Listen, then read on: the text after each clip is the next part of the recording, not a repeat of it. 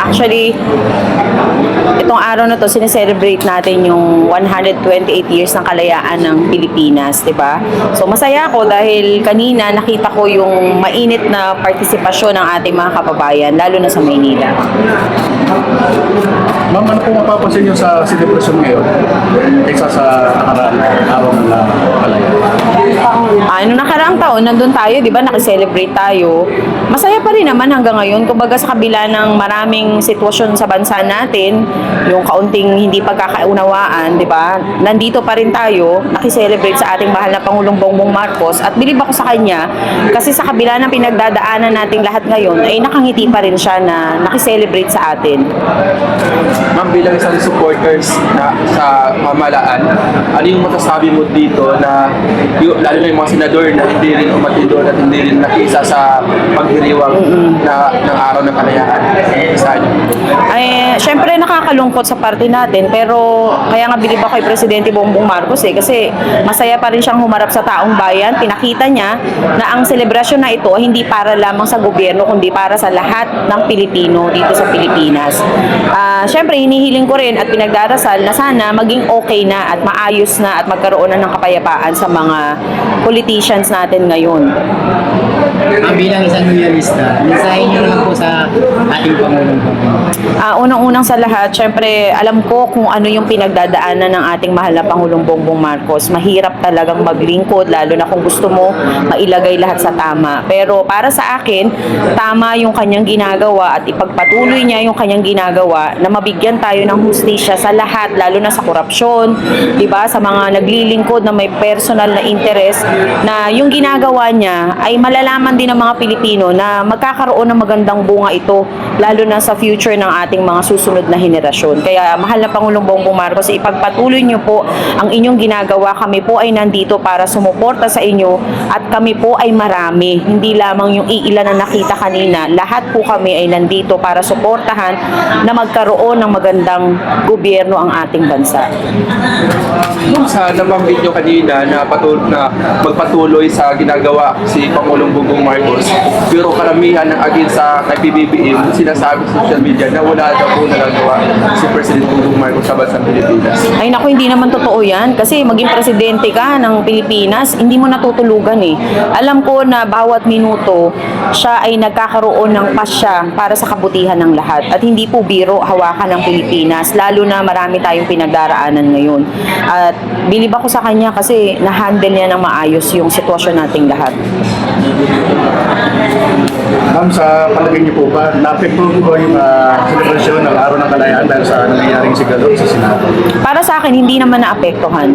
Kasi nandun tayo lahat, di ba? Nakita natin, nagsalita yung mahal na Pangulong Bongbong Marcos, maganda yung speech niya, inspiring, kahit na meron tayong pinagdadaanan, pero tuwing maririnig natin yung mga katagang may pag-asa pa rin at meron tayong pagkakaisa, isang bagay na magbibigay pa rin sa atin ng pag-asa na maayos pa rin yung bansa natin. At syempre, yun naman yung hinihiling natin, di ba? Na maging maayos at magkasundo na ang lahat para higit na matulungan din yung taong bayan.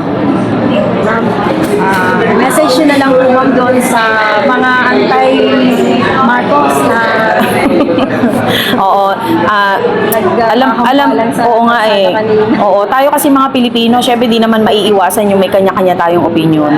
Pero para sa taong naglilingkod, di ba, humaharap at ginagampanan yung kanyang tungkulin, siguro wag nating hatiin yung sarili natin. Kung hindi, ibigay natin yung buong puso natin sa kanya at tulungan natin siya na magampanan lahat ng kabutihan para sa taong bayan. So, imbis na maging antay tayo, dapat suportahan natin yung ating gobyerno, lalo na yung ating mahal na Pangulong Bongbong Marcos. Kasi yun lang yung paraan para malaman din niya na gusto rin natin yung ginagawa niya. Lalo na para sa kabutihan ng lahat, di ba? Maraming pagsubok ang pinagdadaanan ngayon. Lalo na tayo, minsan nanonood tayo, pero nakikita naman natin yung katotohanan eh. Ang katotohanan po dito, siya po ang ating presidente, igalang po natin siya at tulungan natin siya magampanan ang kanyang role bilang Pangulo ng Pilipinas. Para sa iyo, ma'am, pagkakaintindi nyo, the more na inaatake si Pangulong Bongbong Marcos, ano yung nakikita mong posibilidad na epekto sa bansa natin? Ibig sabihin, the more na binabato ka, the more na marami ka nagagawa. Yun ang nakikita ko. Ang epekto nun, hindi magtatagumpay yung mga ayaw sa kanya. Kasi yung taong may ginagawa, batuhin ka man ng bato, di ba? Meron pa rin magandang resultang mangyayari.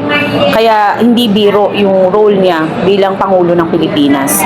Tayo, lalo na kayo sa ating social media, mga vlogger, mahalaga na ipakita natin yung kanyang mga proyekto, yung mga programa niya. Kasi isang paraan ito para magkaroon ng tamang impormasyon yung mga kababayan natin na hindi siya natutulog kung hindi ginagampanan niya yung role niya at ginagawa niya yung lahat para maibigay niya yung talagang yung pagsiservisyo sa taong bayan.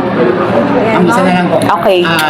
Mensahe nyo na lang po sa mga sumusuporta kay Pangulong Bongbong Marcos at sa mga loyalista na hindi pa rin bumibitaw hanggang ngayon. Siyempre, para sa mga loyalista at mga nagsusuporta sa mahal na Pangulong Bongbong Marcos sa ating gobyerno, maraming salamat sa inyo. Kayo po ang tunay na Pilipino na talagang ang hangarin ay mapabuti yung ating bansa. Kaya maraming salamat at sana po maging good example tayo sa mga kababayan natin na yung hangarin natin ay maunawaan nila na hindi lang po tayo kumakampi kung hindi nakikita natin yung kabutihan ng isang tao na ginagawa niya para sa ating bayan. Ngayong nalalapit na impeachment, alam natin na matutuloy ito. Haharap po ba si VP Sara or hindi? Ano sa palagay?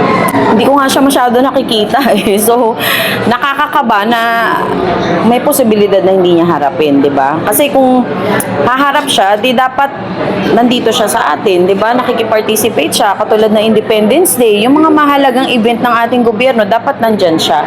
Kasi once in a lifetime lamang maging pangalawang pangulo ng bansa. Ibig sabihin, yung pagkakataon na ito, kung meron kang gustong patunayan, dito mo gawin. Patunayan mo na hindi porket magkaiba yung pananaw ninyo, hindi ka na dadalo or hindi ka na makikilahok. So sana umattend siya sa impeachment trial. Yun yung pinagdarasal natin. At the same time, para sa akin naman, yung impeachment naman hindi pagsasabi na ikaw ay guilty kaagad.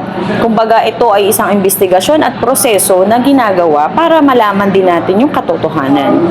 Kanina, doon sa kaganapan ng Araw ng Kalayaan, nabanggit ni President Bongbong Marcos si Senate, Gatchalian, Senate President Senate pro President. tempore. Oo. Ano yung masasabi niyo doon dahil mainit ngayon sa Senado, dalawang faction? Ibig sabihin, siya yung kinilala na ating mahal na Pangulong Bongbong Marcos, which is sa akin naman, siguro panahon na rin para malaman natin sino ba talaga kinikilala ng ating mahal na Pangulong Bongbong Marcos. Para from there, alam ng taong bayan kung sino talaga yung legal na dapat kilalanin sa Senado. So, the mere fact na siya yung binanggit, ibig sabihin, siya yung kinikilala, di ba? So, wala naman tayong magagawa. Iyak na naman pala PDS yan.